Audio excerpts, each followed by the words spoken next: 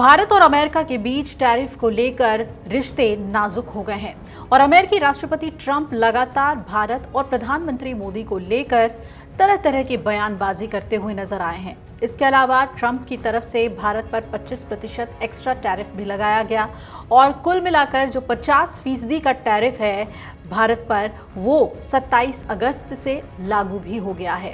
अब आपको बता दें कि अमेरिकी टैरिफ को लेकर व्हाइट हाउस के सलाहकार का बहुत ही अहम बयान आया है और भारत को कैसे उन्होंने रूस और यूक्रेन युद्ध से जोड़ दिया है, जो कि ट्रंप भी करते आए हैं, ये आपको हम इस रिपोर्ट में बताने जा रहे हैं। क्या कह दिया है व्हाइट हाउस के सलाहकार पीटर नवारो ने। पीटर नवारो का एक इंटरव्यू जमकर वायरल हो रहा है, जिसमें उन्होंने बताया है कि भारत पर लगा हुआ टैरिफ किस तरह से कम किया जा सकता है और इसके साथ ही उन्होंने यूक्रेन जंग को मोदी का युद्ध बताया, मोदी वॉर बताया। व्हाइट हाउस के सलाहकार पीटर नवारो ने रूस यूक्रेन जंग को पीएम मोदी का वॉर बताया और कहा कि भारत की तरफ से रूसी तेल की लगातार खरीद मॉस्को की आक्रामकता को बढ़ावा दे रही है। जितना भारत तेल खरीद रहा है मॉस्को से, उतना ही ज़्यादा रूस अग्रेसिव हो रहा है रूस यूक्रेन वॉर में।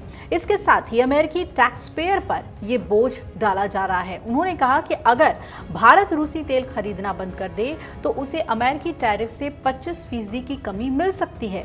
हालांकि इसमें पहले भारत को युद्ध की मशीनें बंद करनी होगी।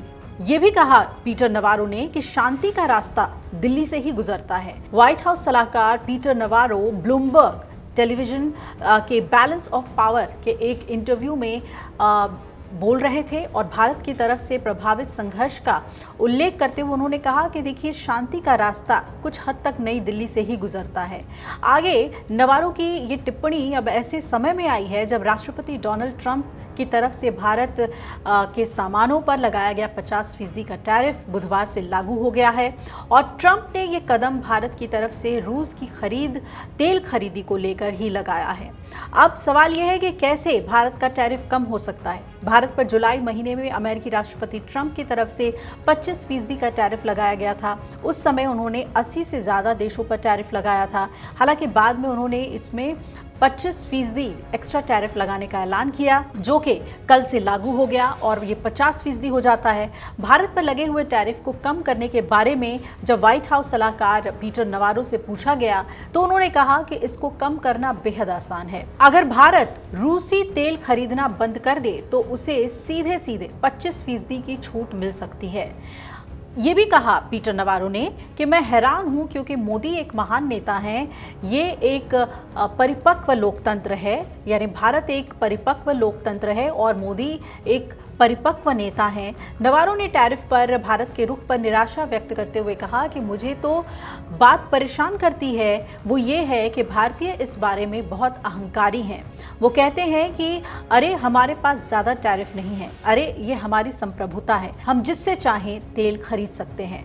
भारत के कारण अमेरिका को नुकसान हो रहा है। नवारो ने इस पर यह भी जोड़ा कि भारत पर मॉस्को के युद्ध प्रयासों को बढ़ाने का आरोप तो है ही, साथ ही रूसी तेल को छूट पर खरीदकर रूसी उससे मिलने वाले पैसे का इस्तेमाल अपनी युद्ध मशीनों को चलाने और ज्यादा से ज्यादा यूक्रेनियों को मारने में करते हैं। वहीं भारत जो कर रहा है उससे अमेरिका में हर कोई नुकसान उठा रहा है। उन्होंने ये भी तर्क दिया कि इसका असर अमेरिकी अर्थव्यवस्था पर पड़ता है, हर सेक्टर प्रभावित हो रहा है क्योंकि भारत के हाई टैरिफ की वजह से हमारी नौकरियां, कारखाने, इनकम और हाई सैलरी खत्म हो रही है।